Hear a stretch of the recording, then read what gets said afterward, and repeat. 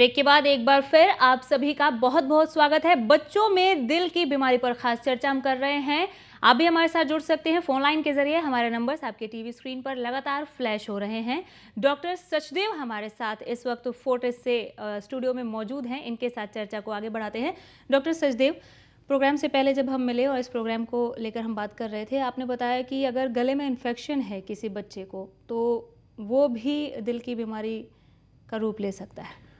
एक बीमारी होती है जिसको बोलते हैं हमारी भाषा में रूमेटिक फीवर। वो एक गले के इन्फेक्शन से शुरू होता है। नॉर्मली 4-5 साल का बच्चे की उम्र, उससे पहले ये चीज़ नहीं होती है। 4-5 साल के बच्चे को एक बैक्टीरियल इन्फेक्शन होता है स्ट्रेप्टोकोकस का, जो कि गले को इफ़ेक्ट करता है। जब वो गले में इन्फेक्शन होता है, साथ में होता है, तो वो जो बैक्टीरिया है वो ना सिर्फ गले को इफ़ेक्ट करता है, अगर उसका ट्रीटमेंट ना हो टाइम पे तो वो दिल के को भी असर करता है। जब वो दिल को असर करता है तो वो वाल्व में नुकसान पहुंचा देता है और वो आगे चल के दिल के जो वाल्व है वो लीक करने लगते हैं और आगे चल के उन बच्चे को दिल की बीमारी, हार्ट फेलियर वगैरह हो सकती है वाल्व लीकेज की वजह से, और जिसके लिए फिर आगे चल के हार्ट का ऑपरेशन की भी ज़रूरत पड़ सकती है। तो उसमें इम्पॉर्टेंट चीज़ यही है कि जब भी आपके बच्चे को 4-5 साल की उम्र है या किसी भी बच्चे को गले का इन्फेक्शन है, खांसी है, तो बच्चों के डॉक्टर को ज़रूर दिखाएं, ताकि वो बच्चों के डॉक्टर डिसाइड कर सके कि क्या इस बच्चे को बैक्टीरियल इन्फेक्शन है, उसके लिए एंटीबायोटिक देने की ज़रूरत है या नहीं है। हमारी प्रॉब्लम ये होती है कि खांसी हम इग्नोर कर देते हैं, जाते नहीं है डॉक्टर के पास। वहाँ अगर जाके दिखाएंगे तो जिन बच्चों को वो सस्पेक्ट करेंगे कि हाँ इसको इस तरह का इन्फेक्शन है, अगर टाइमली उस चीज़ का इलाज कर दिया जाएगा तो आगे ये रूमेटिक हार्ट डिजीज़ नहीं होगा। तो जो भी दर्शक इस वक्त कार्यक्रम देख रहे हैं, अगर आपके बच्चे के गले में इन्फेक्शन है या खांसी जैसी कोई समस्या है जो ज़्यादा परेशान कर रही है, तो डॉक्टर के पास आप ज़रूर जाएं। रिस्क मत लीजिए, क्योंकि वो आगे जाके दिल की बीमारी का रूप भी ले सकती है। डॉक्टर, आगे बढ़ते हुए आपसे जो सवाल मैंने ब्रेक पर जाने से पहले पूछा था कि आनुवंशिक अगर बीमारी ना हो, कोई प्रॉब्लम जन्मजात भी ना हो, तो किस उम्र तक आते आते बच्चों में दिल की बीमारी होती भी है या नहीं? नहीं, हो सकती हैं। कुछ ऐसी बीमारियां होती हैं जो पैदा होने के बाद होती हैं। ये बीमारी की कोई सेट उम्र नहीं है। ये बीमारी 4 महीने के बच्चे को भी हो सकती है, 15 साल के बच्चे को भी हो सकती है। जैसे इनमें से एक, जैसे हमने बात किया गले के इन्फेक्शन से होने वाली बीमारी, ये नॉर्मली 4-5 साल की उम्र के बाद होती हैं।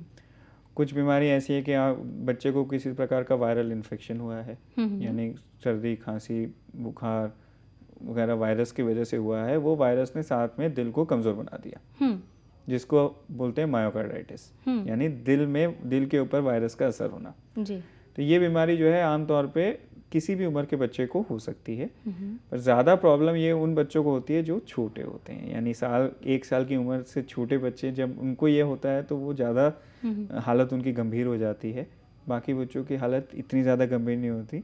तो उनमें भी ये इम्पॉर्टेंट है कि जब कोई बच्चे को वायरल इन्फेक्शन हुआ है तो, और अगर डॉक्टर को ये महसूस होता है, उनके बच्चों के डॉक्टर को, कि इस बच्चे की दिल की धड़कन जितना बुखार में नॉर्मली होना चाहिए उससे ज़्यादा तेज़ महसूस हो रही है, यानी बीमारी को देखते हुए उसके मुकाबले धड़कन ज़्यादा तेज़ महसूस हो रही है, तो उस बच्चे की दिल की जांच होनी चाहिए, क्योंकि ये बीमारी तब हो सकती है। और इस बीमारी का अगर पता नहीं लगे उस स्टेज पे तो जानलेवा भी हो सकती है। इस तरह से आप डायग्नोज करते हैं। पेरेंट्स को ये लक्षण कैसे? पेरेंट्स को ये लक्षण यही है कि जब भी कोई प्रॉब्लम हो, बच्चे को सांस तेज़ चल रहा है, खांसी जुकाम है, तेज़ बुखार है, खासकर साल से नीचे बच्चा है, तो तुरंत बच्चों के डॉक्टर को दिखाया जाए। घर वालों का लाइफस्टाइल कैसे इफेक्ट करता है बच्चों को? घर वालों का लाइफस्टाइल इसी सेंस में इफ़ेक्ट करता है कि अगर साफ सफाई आपने नहीं मेंटेन कर रखी तो यही वायरल इन्फेक्शन जो कि कंटेजियस होते हैं, ये कम्युनिकेबल होते हैं, ये ज़्यादा होने के चांस होते हैं। तो इसलिए एक तो होती है साफ़ सफाई मेंटेन रखना, दूसरा होता है कि हेल्दी डाइट, खाना पीना, ये सब रखेंगे तो बच्चे की ग्रोथ भी ठीक होगी और वो उतने ही इन्फेक्शन से रेजिस्टेंस बेटर होगा बच्चों का। तीसरी चीज़ होती है कि आप किस तरह का खाना खाते हैं, कैसी लाइफस्टाइल जीते हैं। अगर आप सेडेंटरी लाइफस्टाइल जी रहे हैं, आपका बच्चा भी वही लाइफस्टाइल जिएगा उसी तरह का।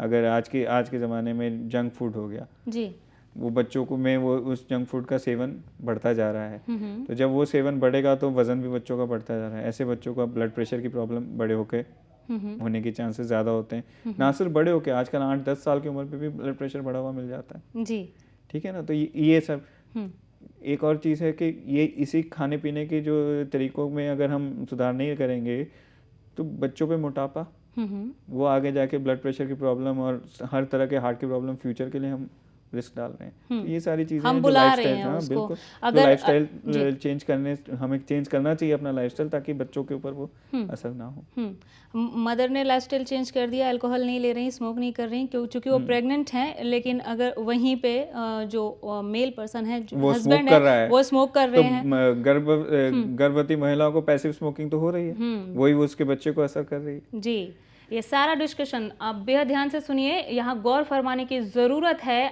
अगर छोटे बच्चे की किलकारी आपके आंगन में गूंज रही है या फिर गूंजने वाली है दिल की बीमारी से बचने के लिए, हमारे साथ बहादुरगढ़ से शिल्पा जुड़े हैं, इन्हें सुनते हैं। नमस्कार शिल्पा जी। नमस्कार मैम। एक्चुअली क्या है कि मैम मेरा 5 साल का बेटा है और मैम वो जैसे कुछ उसको जैसे सो के उठे, अगर दूध वगैरह कुछ खा पी ले और जरा तो उसको मतलब कुछ कह दो या मतलब कि एकदम खांसी उठे तो वो वॉमिटिंग बहुत करता है। जी, 5 साल उम्र बताई आपने? हाँ जी। जी, डॉक्टर से वैसे इनकी सिर्फ वॉमिटिंग करता है, और कोई दिक्कत है इसके अलावा उसकी? नहीं, वॉमिटिंग बहुत ज्यादा करता है, मतलब कि कुछ भी खा पी ले एकदम उसको पछता नहीं है क्या है, कोई प्रॉब्लम समझ नहीं आती। डॉक्टर को भी हम दिखा चुके हैं, उसकी दवाई वगैरह बहुत कुछ कर चुके हैं। अच्छा, गले में तो प्रॉब्लम नहीं हो रही कुछ उसको? नहीं, उसको गले में प्रॉब्लम नहीं, बस खांसी करता है फिर उसके बाद। ठीक है। अच्छा, इनके जो ये बता रही हैं उसके हिसाब से बच्चे को दिल की प्रॉब्लम तो होने के चांस नहीं है, बट एक अच्छे बच्चों के डॉक्टर को देखने की ज़रूरत है, या कान नाक गले के डॉक्टर को देखने की ज़रूरत है कि बच्चा क्यों दूध पीते टाइम खांसी कर रहा है या कुछ कर रहा है, जिसके लिए वो टेस्ट की ज़रूरत है। दिल के हिसाब से तो इसमें कुछ, चलिए, दिल की बीमारी नहीं है, लेकिन बावजूद इसके आपको एक स्पेशलिस्ट के पास जाना चाहिए और जांच करवानी चाहिए अपने बच्चे की। बहुत शुक्रिया हमारे साथ जुड़ने के लिए और ये सवाल पूछने के लिए। अगला सवाल, खान पान कैसा होना चाहिए एक मदर का? अगर वो प्रेग्नेंट है तो ठीक है, अल्कोहल नहीं ले रहे, स्मोक नहीं ले रहे, लेकिन न्यूट्रिशियस डाइट जो आमतौर पे घरों में खाना बनता है, खाते हैं, वो अच्छी नहीं, अच्छा उस महिला को जिनको पता है कि अनुवांशिक चलता आ रहा है, दिल की बीमारियां चलती आ रही हैं, तो ठीक है, आपने टेस्ट बताया कि 18वें हफ्ते में जाके अल्ट्रासाउंड और दूसरे जो आप टेस्ट बता रहे थे वो करवाना चाहिए। खान पान में क्या ध्यान रखना? खान पान में कोई ऐसा अलग करने की ज़रूरत नहीं है, क्योंकि खान पान इफेक्ट नहीं करेगा किसी भी तरह से। तो जैसा नॉर्मल प्रेगनेंसी में खान पान करते हैं उसी तरह करना है, उसके अलावा कुछ और वो नहीं करना है। जहाँ आयरन और फॉलिक एसिड ज़रूर लेना है, बट और डायबिटीज़ को कंट्रोल में रखना है, दैट्स इट। उसके अलावा और कुछ नहीं करने की ज़रूरत। चलिए, अगर पूरे इंडिया की बात करें हम डॉक्टर, बच्चों में दिल की बीमारी की जो ये समस्याएं हैं किस हद तक सामने आ रही हैं? अगर ग्राफ बनाए इसका। ग्राफ बनाए तो ऐसा है, अगर इंडिया के हिसाब से देखा जाए तो हर साल हम 2 लाख बच्चे पैदा हो रहे हैं जिनको दिल की तकलीफ है। उनमें से 75 to 75 से 80 हज़ार ऐसे हैं जिनको सीरियस प्रॉब्लम होगी, और कम से कम 50 हज़ार ऐसे हैं जिनको इलाज पहले साल के अंदर चाहिए। लेकिन अनफॉर्चुनेटली हमारे देश में ये इलाज केवल 15 से 20 हज़ार को मिल रहा है। 30 हज़ार के बच्चों को अभी भी इलाज टाइमली नहीं मिल रहा है। उसके पीछे क्या रीज़न देखते हैं आप? उसके पीछे बहुत सारे रीज़न है। एक तो इम्पॉर्टेंट चीज़ है कि नॉलेज इस तरह से ना सिर्फ आम आदमी, ना सिर्फ डॉक्टरों में, बच्चों के डॉक्टरों में, पर आम आदमी में होनी चाहिए ताकि ये प्रॉब्लम जल्दी पकड़ में आए। तो उसमें वो है कि लक्षण कैसे पहचाने, जो हमने पहले बताया था। तो अगर उस तरह के लक्षण बच्चों में हैं तो बच्चों को डॉक्टर के पास ले जाएं, दिल की तरफ से जांच होनी चाहिए। दूसरी इम्पॉर्टेंट चीज़ जो पहले हमने डिस्कशन किया कि गर्भावस्था में क्या क्या हो कि जब बच्चे के दिल की जांच होनी चाहिए, अगर वो सारे रिस्क फैक्टर्स हैं तो बच्चों के दिल की जांच होनी चाहिए। तो इससे क्या होता है कि हमें पता लग जाता है कि दिल में प्रॉब्लम है। अगर सीरियस प्रॉब्लम है, पैदा होने के बाद जो प्रॉब्लम कर सकती हैं, रिस्क जहाँ बढ़ जाता है, वो उन केसों में ऐसी जगह पे डिलीवरी हो जहाँ पे बच्चों के दिल के इलाज की व्यवस्था हो जी। तीसरी इंपॉर्टेंट प्रॉब्लम जो आती है, जो फेस करते हैं, वो ये है कि एक माइंडसेट होता है। वो माइंडसेट ये है कि हमारे देश में आज भी काफ़ी लोग ये सोचते हैं कि एक बार बच्चे की दिल की प्रॉब्लम है, दिल की प्रॉब्लम का इलाज तो होता नहीं है जी। कुछ आगे कराने से फ़ायदा नहीं होगा। लेकिन ऐसा नहीं है। आज की तारीख में ज़्यादातर प्रॉब्लम्स का इलाज है और इलाज के बाद बच्चे नॉर्मल ज़िंदगी जीते हैं। तो इसलिए इस चीज़ से डरने की ज़रूरत नहीं है। इलाज जैसे समझाया जाए उस तरह करवाएं। एक सबसे बड़ी प्रॉब्लम जो आती है वो है फाइनेंस की, कि ये इलाज काफ़ी हद तक लोगों को लगता है कि बहुत महंगे होंगे, हम कहाँ से कराएंगे, हमारे आगे पीछे फाइनेंस सारे उल्टे हो जाएंगे अगर हम इस बच्चे बजट को बिगड़ बिगड़ जाएगा अगर इस बच्चे का हम इलाज कराने ले जाएंगे दिल के। तो यहाँ मैं ये कहना चाहता हूँ कि हाँ, ये अगर एक नॉर्मल उससे देखा जाए तो हाँ थोड़े से महंगे जरूर है, कि अगर निमोनिया का इलाज किसी अस्पताल में भर्ती होकर करते हो तो 10-12 हज़ार में हो जाता है, पर हाँ हार्ट की प्रॉब्लम 10-12 हज़ार में इलाज तो नहीं होगी। तो इलाज में जो खर्चा है वो तकरीबन अगर माने तो 80-90 हज़ार से लेकर 1.5 लाख तक मेजॉरिटी एवरेज इतनी जेब ढीली करनी पड़ती है। पड़ जाता है। अब ये ज़रूर है कि हर आदमी के बस का नहीं होता ये, बट अगर हम इस रेंज में देखें तो काफ़ी लोग जोड़ तोड़ के ये अरेंज कर पाते हैं। पर उन लोगों के लिए जहाँ ये जोड़ तोड़ के नहीं कर पाते, इम्पॉर्टेंट है कि हमारे काफ़ी सरकारी अस्पतालों में भी ये इलाज चलता है। हाँ ज़रूर है कि वहाँ वेटिंग लिस्ट बहुत लंबी मिल रही है, तो जिस वजह से काफ़ी बच्चों को इलाज नहीं हो पाता। बट पिछले कुछ सालों में हमने देखा है कि बहुत सारी ऐसी संस्थाएं आ गई हैं जी, जो ऐसी फैमिलीज जिनके पास पैसे नहीं हैं उनको हेल्प करती हैं फाइनेंशियली, खासकर उन बच्चों के जिनको बच्चों में दिल में प्रॉब्लम है। ऐसी काफ़ी सारी संस्थाएं हैं। तो अगर ये उन डॉक्टर्स के पास पहुँचें जो इस चीज़ का इलाज करते हैं, तो वो इन फैमिलीज़ को ये बता सकते हैं कि आप ये संस्था के पास जाइए, ये आपकी मदद करेंगे, आपके हेल्प करेंगे पैसे अरेंज करने के लिए। कोई दो राय नहीं है, ऐसी तमाम संस्थाएं, ऐसे एनजीओज हैं जो दिल की बीमारी के लिए इलाज करते हैं, खुद डोनेशन जाके वो कलेक्ट भी करते हैं। लेकिन जहां पर ये संस्था नहीं है, इसके बावजूद महरूम रहते हैं कई सारे लोग, अपने बच्चों का इलाज नहीं करा पाते। चेंज और कुछ हद तक ये भी कारण आ जाता है कि इतनी फैसिलिटी भी नहीं है। हर बड़े शहर, हर छोटे शहर में ये फैसिलिटी नहीं है, इसमें बड़े शहरों में आना पड़ता है। तो काफ़ी बार ये जो काफ़ी जैसे नवजात शिशु जहाँ सीरियसली बीमार होते हैं, वहाँ ये ट्रांसपोर्ट की एक जो फैसिलिटी हमारे देश में मिसिंग है, उसमें भी बच्चे इलाज से महरूम रह जाते हैं।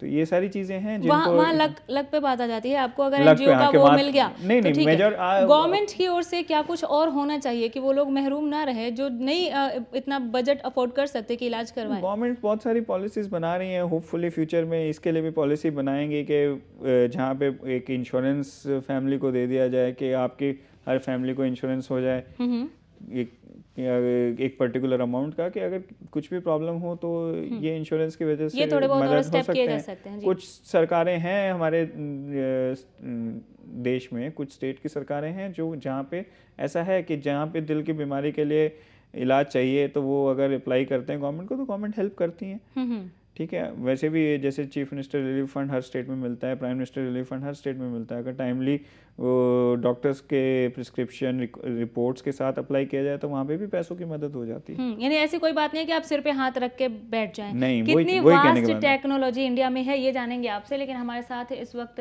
मिस्टर कपूर जुड़े हुए हैं, हमारे अगले कॉलर, इन्हें सुनते हैं। नमस्कार कपूर जी। नमस्कार मैम, मैं डॉक्टर साहब नमस्कार। नमस्कार जी।